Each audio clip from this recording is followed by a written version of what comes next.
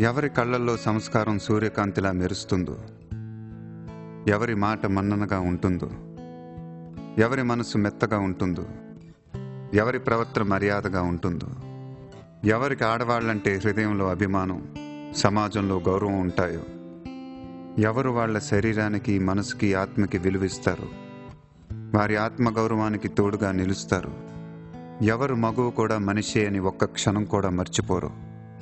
స్త్రీకి శక్తి ఉంది, గుర్తింపు ఉంటుంది, గౌరవం ఉండాలని ఎవరు మనస్ఫూర్తిగా అనుకుంటారు. ఎవరికి దగ్గరగా ఉంటే వాళ్ళకి ప్రమాదం దూరంగా పారిపోతుందని నమ్మకం ఉంటుందో, అలాంటి వాడు స్త్రీకి నిజమైన స్నేహితుడు, సహచరుడు, ఆత్మీయుడు.